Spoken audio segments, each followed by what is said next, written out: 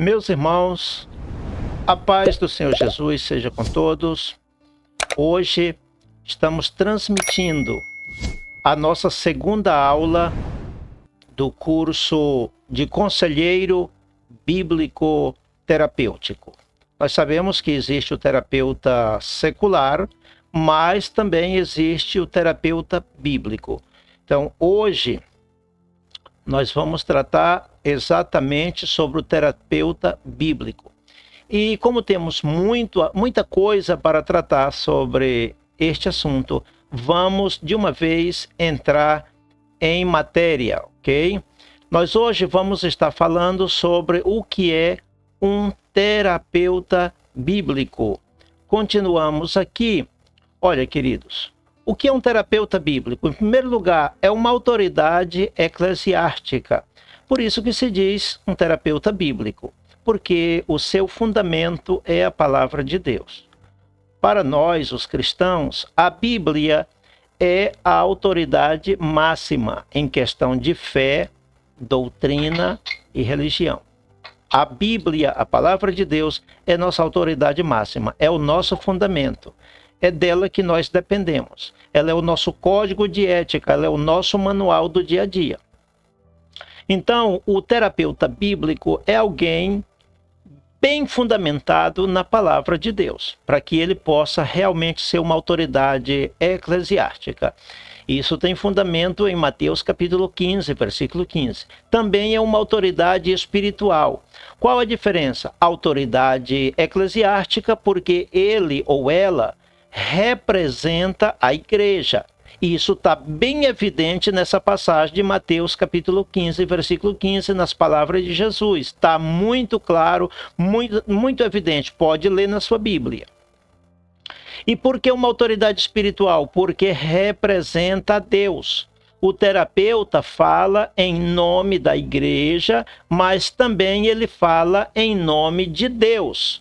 E pode, é só você ler João capítulo 20, versículo 23, ali está dizendo que o terapeuta é uma autoridade espiritual, representante de Deus, alguém que fala em nome de Deus. Para quê? Para promover a solução de um problema na vida de uma pessoa. Que mais é um terapeuta bíblico? É um sábio conselheiro. Se não for sábio, não pode ser um conselheiro. Para ser um conselheiro, tem que ter sabedoria, De todos os 66 livros da Bíblia, o livro básico, o livro principal do terapeuta é o livro de Provérbios. Toda a Bíblia, mas o livro de Provérbios é o livro de cabeceira, Provérbios de Salomão. É muito importante que o terapeuta bíblico leia e releia e volte a ler e medite detalhadamente no livro de Provérbios. Por que Provérbios? Porque é um livro que ensina sabedoria. Tanto é assim que no próprio livro se recomenda buscar a sabedoria mais que a prata e mais que o ouro, mais que qualquer outra coisa. A sabedoria é imprescindível na vida do terapeuta. Também é um intérprete, um bom intérprete das Escrituras. Não é um intérprete, é um bom intérprete das Escrituras. Porque interpretar, todo mundo interpreta. Até os perversos interpretam a Bíblia. Todo mundo, até o diabo interpreta a Bíblia. Então, não é simplesmente ser um intérprete da Bíblia, é ser um bom intérprete. O que significa um bom intérprete? É alguém que conhece bem as regras de hermenêutica, que conhece de exegese. Pastor Bento, você vai tratar sobre tudo isso neste curso? Infelizmente, não temos tempo aqui para tratar sobre todos esses detalhes. No material de apoio, eu vou lhe enviar recursos hermenêuticos ensinando como interpretar a Bíblia. Isso sim, você vai ter em mão material de apoio de qualidade ensinando a interpretar bem a Bíblia. Porque é um perigo interpretar de qualquer jeito. A Bíblia diz em Isaías 5:20, ai dos que ao bem chamam mal, e ao mal bem, que põe a luz por treva e as trevas por luz, que chama o doce amargo e o amargo doce. Ou seja, o terapeuta precisa ter a capacidade de discernir entre o certo e o errado. E isso em acordo com as Escrituras. Para isso tem que saber interpretar bem, bem mesmo. Porque tem pessoas que têm um entendimento até bom em coisas materiais, comércio, geografia, ciência, música, etc., mas tem a mente fechada para entender as Escrituras. Os 2 discípulos no caminho de Emaús estavam conversando com Jesus depois de ressuscitado e não entenderam que estavam conversando com Jesus, porque a mente deles estava fechada. Tanto que eles ouviram a respeito de que Jesus padeceria e no final ressuscitaria e tal, a mente deles estava fechada.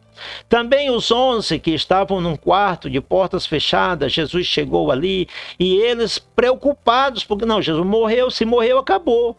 Com a morte tudo se acaba, é o pensamento que eles tinham até ali, até então, né? E a Bíblia diz em Lucas 24:45 que Jesus abriu o entendimento deles para compreenderem as Escrituras. Então, meu irmão, é preciso compreender as Escrituras. E para poder compreender as Escrituras, tem que ter a mente de Cristo.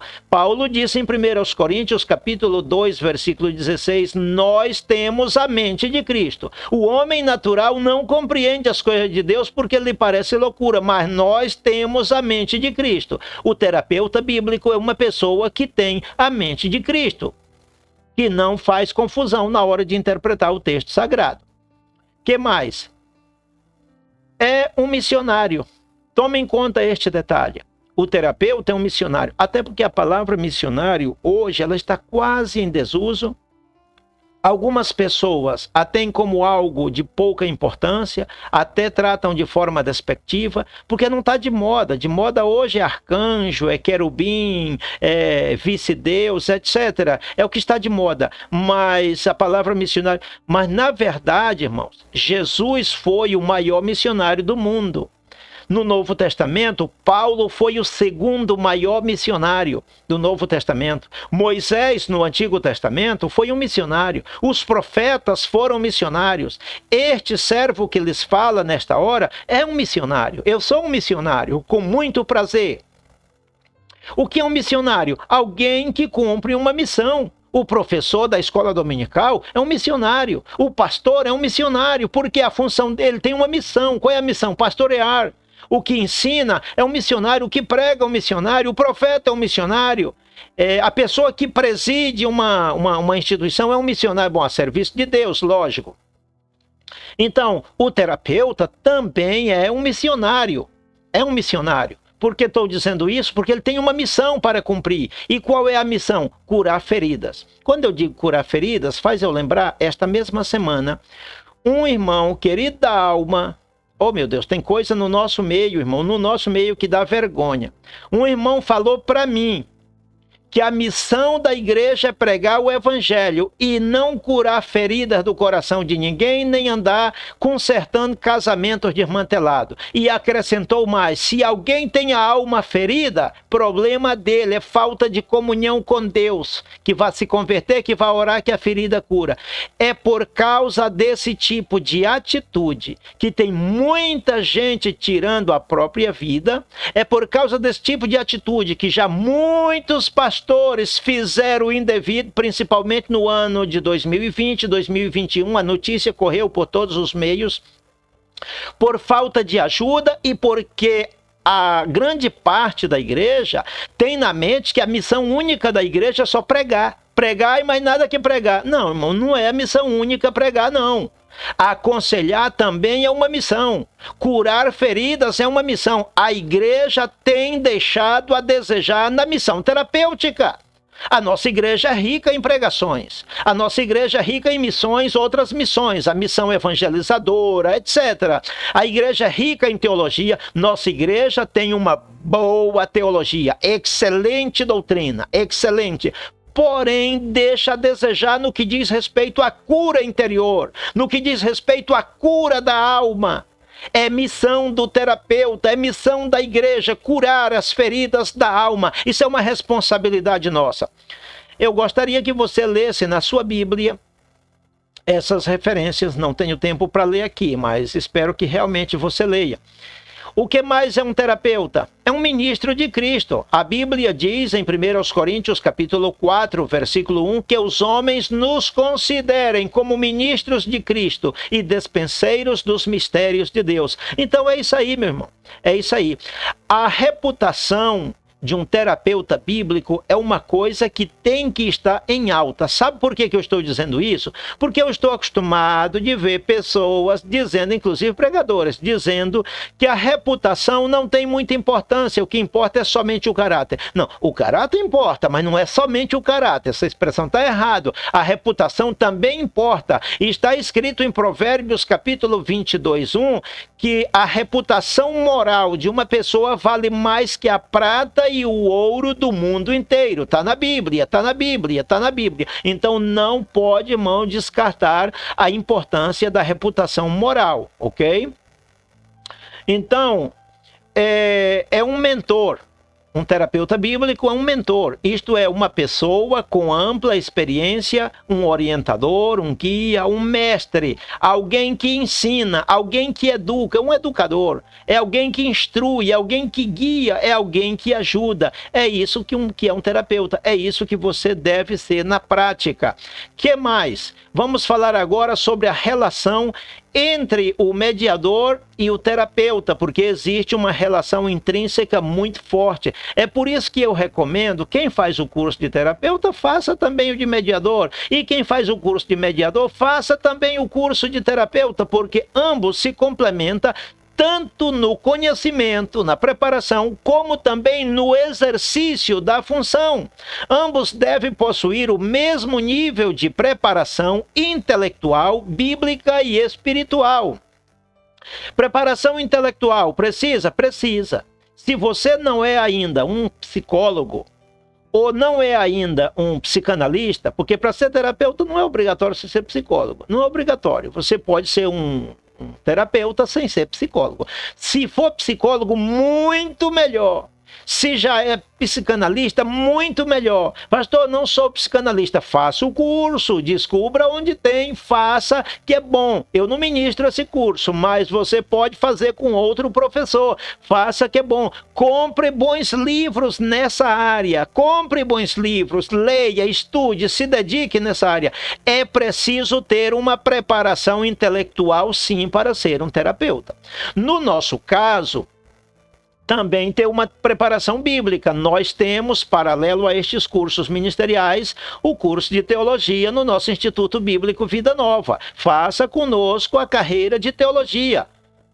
Básico, técnico médio, bacharel, faça conosco. Está sendo uma bênção, está em pleno andamento. Pastor Bento, quando é que eu posso me inscrever para o curso de teologia? Está funcionando, está ativo, o Instituto está andando plenamente em exercício. Preparação espiritual. Eu vou deixar para falar sobre a preparação espiritual em uma outra aula, porque é um assunto que precisa toda uma aula completa para falar sobre isso. Porque o terapeuta, no nosso caso, o terapeuta bíblico, ele vai ter guerra espiritual. O terapeuta secular, não tem guerra espiritual, porque ele trabalha numa linguagem secular, ele não tem briga com o diabo, ele não tem briga com o demônio, mas o terapeuta bíblico tem guerra espiritual. Então, além da preparação intelectual, além da preparação bíblica, tem que ter a preparação espiritual, que é a melhor de todas. Se não tiver, você não é um terapeuta com sucesso, com êxito. Tem que ter. Então, o que mais? Ambos devem estar legitimamente credenciados por uma instituição educativa reconhecida e registrada, que é o caso do nosso instituto. Ninguém deve se autoproclamar em alguma coisa. Eu sou isso, eu sou aquilo. Não, você tem que fazer um curso, tem que ter um documento de uma instituição que lhe acredita com essa função. Para você dizer, eu sou terapeuta, você tem que provar por meio de um documento. Se alguém me pedir a minha comprovação, eu tenho. Eu fiz faculdade nessa área. Eu tenho como provar que eu sou um terapeuta, que eu sou um mediador. Eu fiz faculdade nessa área. Então, para você dizer que você é um terapeuta, você tem que ter um documento que consta que você fez o curso, que você teve um processo de aulas e etc. Do contrário, não pode se autoproclamar. Então, é muito importante o processo de preparação. Quando nós falamos de preparação, é um assunto tão abrangente que tudo na vida precisa de preparação. Tudo. No passado, algumas lideranças maiores de igreja, colocavam obreiros no ministério sem nenhuma preparação. Isso não é bom, isso não é correto. E muitos obreiros fazendo coisas erradas porque eles não receberam instruções, não passaram por uma preparação. Tudo na vida precisa de uma preparação. Para você ser professor de escola dominical, você tem que fazer o curso de professor de escola dominical. Para você pregar, ok, eu sei que tem pregadores leigos que não fizeram nenhum curso de nenhum tipo e Deus usa. Sim, usa, é correto. Mas essa não é a regra. A regra é você se preparar. Você está falando para pessoas que estudaram. Você vai estar ensinando pessoas que estudaram sem você ter estudado? Não pode. Então, o pregador deve fazer curso de oratória, curso de pregação, etc. O terapeuta fazer curso de terapeuta, o mediador fazer curso de mediador, o capelão fazer curso de capelão, o pastor fazer curso de pastor e assim sucessivamente. É preparação em todas as áreas. O obreiro de Deus precisa estar preparado em todas as áreas da vida.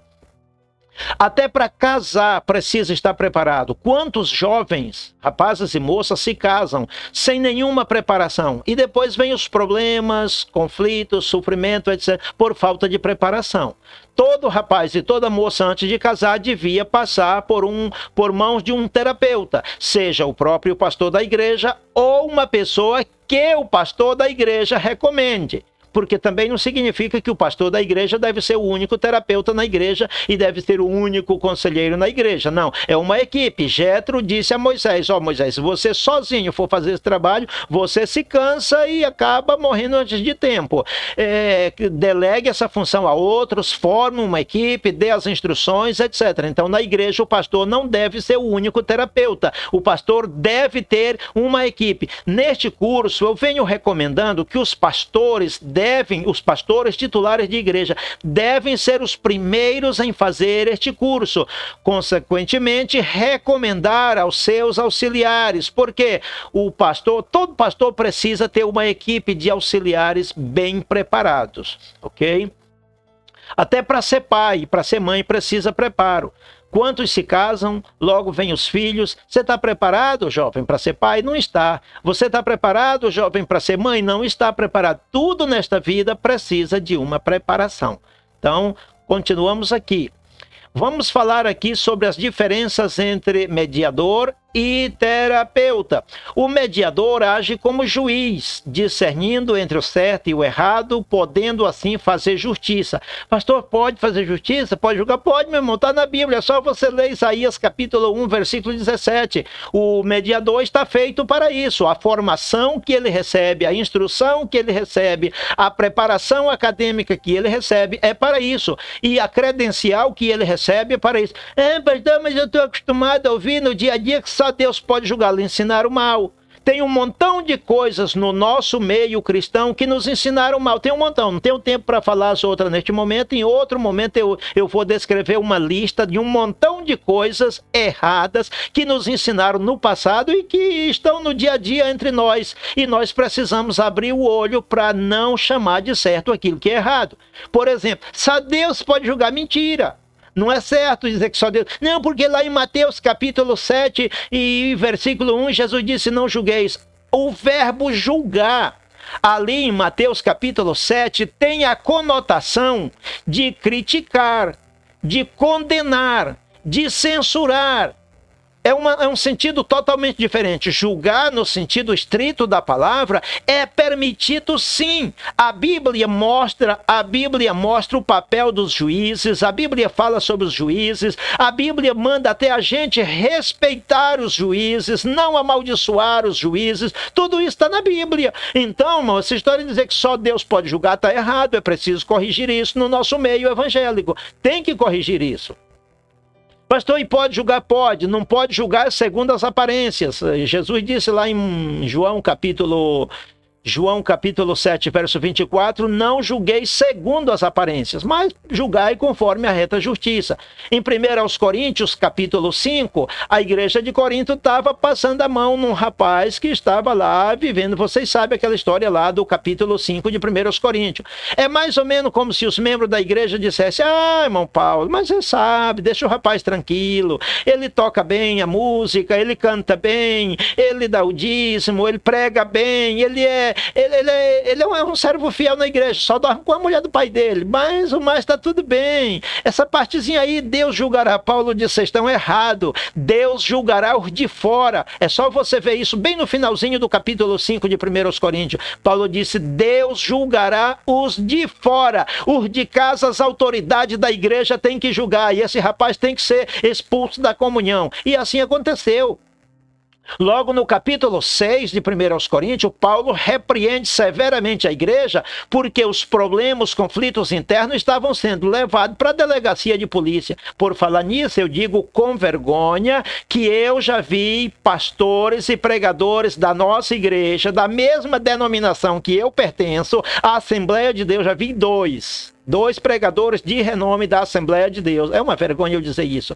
Dizer, irmão, tá tendo problema, leva para a delegacia de polícia. Não tá se entendendo bem no casamento ou nos filhos, leva para a delegacia. Eu faço isso não, irmão. Esses pregadores estão errados. 1 Coríntios, capítulo 6, diz, não tem entre vós um sábio sequer para julgar os problemas dos membros da igreja. Vocês estão levando os problemas internos para ser julgado pelas autoridades mundanas. Ok, as autoridades estão postas para julgar, mas se o irmão é membro da igreja e está passando por um conflito com outra pessoa, seja no casamento, seja no relacionamento com os filhos, ou seja com outro irmão na fé, ou com quem quer que seja, e esse assunto tem que ser tratado pelas autoridades da igreja. É um irmão na fé contra outro irmão na fé.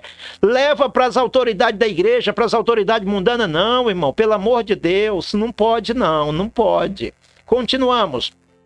Ficou explicado esse assunto de julgar, não julgar? Está explicado.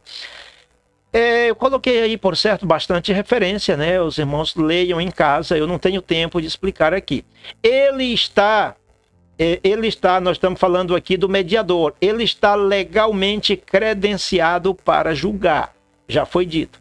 Não faça má interpretação de Mateus 7:1, não interprete de forma errada. Agora, o terapeuta tem uma função diferente do mediador. O terapeuta age como um médico, como o bom samaritano, um médico, um enfermeiro. Eu denomino o terapeuta de enfermeiro de Deus. É o enfermeiro de Deus. Deus é o médico por excelência e nós somos seus enfermeiros. Por que eu estou dizendo isso? Porque eu tenho ouvido o irmãozinho no nosso meio. Só que quanto mais eu escuto essas coisas, mais eu me inspiro para ministrar esse curso. Irmãozinho no nosso meio que diz, só Deus cura as feridas da alma. Irmão, Deus opera na terra por meio de instrumentos humanos. Deus prega por meio dos pregadores. Deus preside por meio do presidente da igreja. Deus evangeliza por meio dos evangelizadores. Deus ensina por meio dos mestres. Deus cura as feridas da alma usando os terapeutas da igreja. Terapeuta é para curar as feridas da alma. Então, quando o irmãozinho diz, só Deus está delegando, Deus que se vire para lá, e você, por que você não faz a sua parte? Porque Deus faz a parte dele, mas nós, como instrumentos nas mãos de Deus, temos que fazer a nossa parte. A Bíblia diz em Provérbio 24:11, livra os que são levados para a matança, os que estão destinados para a morte, salva-os se os puderes retirar. É a Bíblia quem nos manda, irmão. Judas, versículo 23, diz a mesma coisa. No Salmo 147 está escrito que Deus cura as feridas da alma. Então Deus reconhece que as pessoas têm feridas na alma e está disposto a curá-las, mas Ele quer usar instrumentos humanos, e é nós esses instrumentos que Deus usa para ajudar pessoas com a alma ferida. Bem perto de você tem muita gente com a alma ferida. Finalizando, por que a função de terapeuta é tão tão necessária na igreja. Meu irmão, realmente é tão necessária. Primeiro, existem muitas esposas, com o coração ferido, traumatizadas com a conduta de maridos abusadores. E como tem no nosso meio. Mas também existem muitos maridos com o coração ferido, traumatizados com a conduta de esposas insensatas, rebeldes, dominadoras, controladoras, que quer ter o marido no cabresto curto, controlando. Isso gera uma opressão tremenda, meu irmão. Isso gera feridas na alma. Esposas controladoras, dominadoras. Isso é terrível. Sabe, existem muitos filhos com o coração ferido por causa de pais opressores. Porque também, irmão, tem pai que é pior que o cão. Tem, pode acreditar. Tem pai que Deus nos acuda. Tem muitos filhos que não aguentam, não. Lá no mundo a gente escuta, quando liga a televisão, a gente escuta cada notícia feia. Aquele filho perverso fez isso com o pai. Não, você não sabe o que o pai fez com ele. Não julga sem conhecer o outro lado da história, não. O repórter está dando a notícia até incompleta. O repórter não está dando a notícia toda. E você já está julgando. Ei, irmão, eu vou falar uma coisa. Tem pai que tortura a paciência, tortura o psicológico do filho, a ponto do filho não aguentar mais, irmão. Tem, pode acreditar. O rei Saul é um exemplo disso, tá? Então, tem pais que amaldiçoam seus filhos sem causa, sem necessidade, sem motivo. Tu não presta, tu não vale nada, tu... Eu não vou dizer aqui o que os pais dizem, não, porque vai que o YouTube não aceita meu vídeo. Mas tu é aquilo, e se põe a dizer coisa, e com as filhas de... irmão, pais amaldiçoadores. Tem muitos filhos com o coração ferido. Mas também tem muitos pais com o coração ferido por causa da rebeldia de filhos que...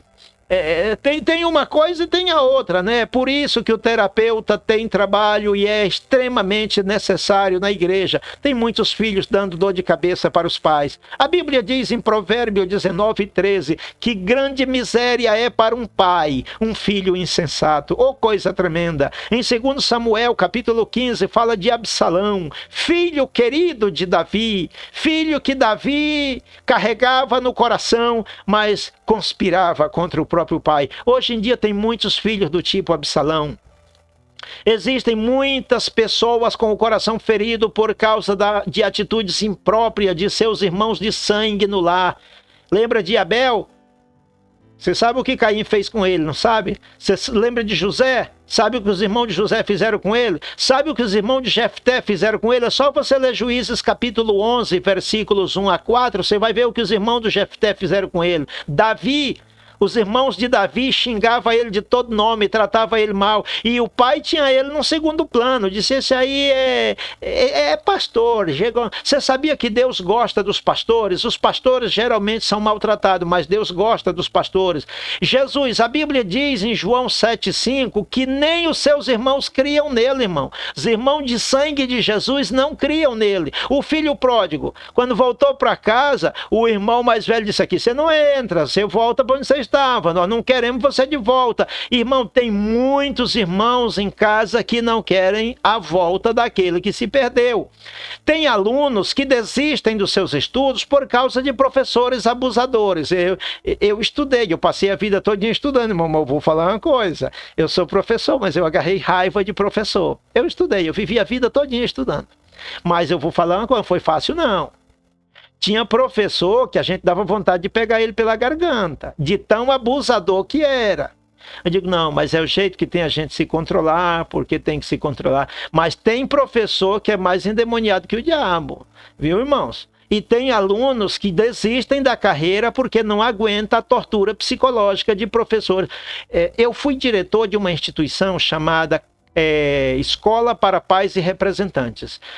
Na condição de diretor dessa instituição, eu dava palestra nos colégios, em vários colégios ministrei palestras para pais, para alunos e para professores, porque tem professores, irmão, que tem uma conduta do cão, maltrata os alunos, que são professores por profissão, para ganhar o dinheiro, mas não é por vocação. O professor que é por vocação, ele trata bem os alunos, ele ajuda, ele facilita, ele busca as maneiras. Eu sou professor por vocação, eu amo ensinar.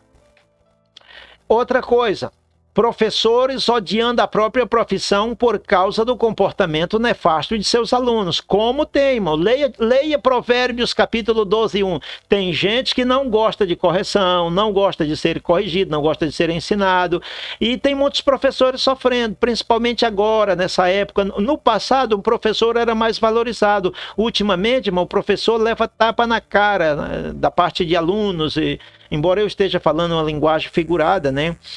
Existem membros de igreja sem ânimo para congregar, feridos com atitudes impróprias de irmãos na fé. Irmãos na fé. Não vou dar detalhes, mas você sabe.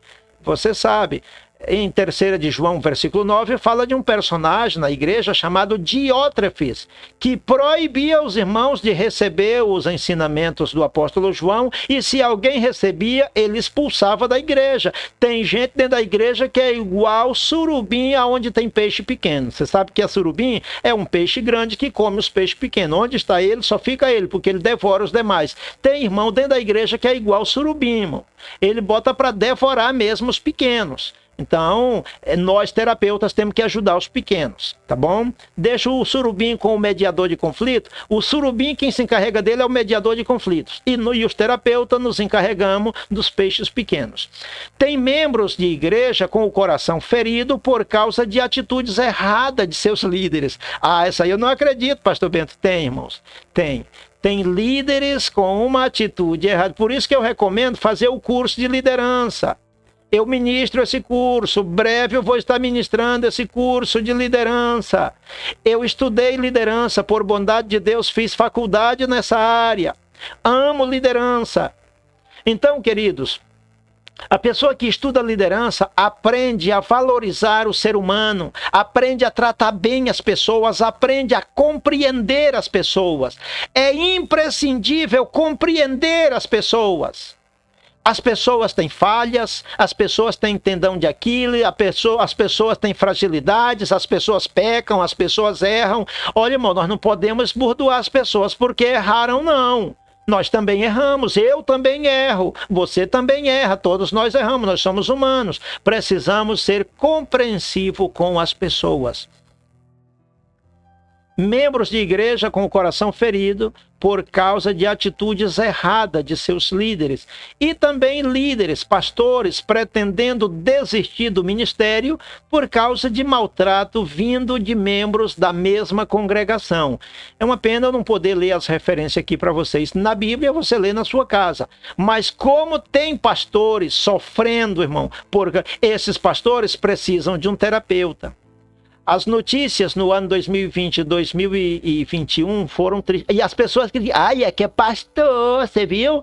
E tirou a própria vida. E você viu isso que é pastor. E encontraram por ali morto, e é pastor, irmão do céu. A pressão é muito grande. Muitas vezes o pastor não tem um ombro amigo para chorar. Muitas vezes nem a esposa socorre, nem a esposa ajuda. Muitas vezes nem os filhos ajudam. Muitas vezes nem a cobertura, a liderança maior que ele tem, não brindam apoio. E os membros, as críticas em cima e a exigência, você tem que ser perfeito, você tem que andar na linha, você não pode errar, porque você é o pastor da igreja, irmão. E aí a pessoa acaba fazendo o mesmo que fez Judas, o mesmo que fez Aitofel, o mesmo que fez Sansão.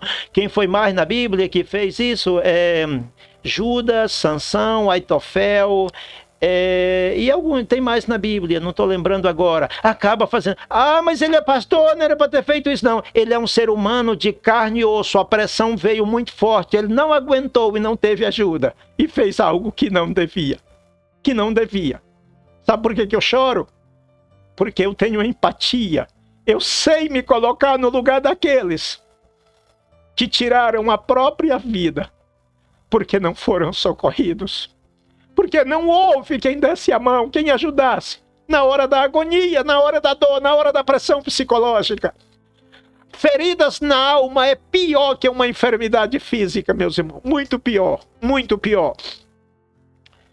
É o item 11 aí, eu não vou nem ler, deixa aí, vocês já leram. Esposas e filhos de pastores decepcionados com a injustiça que o pai sofre no ministério. Como tem pastores sofrendo injustiça no ministério por falta de consideração dos seus próprios membros, das suas próprias ovelhas.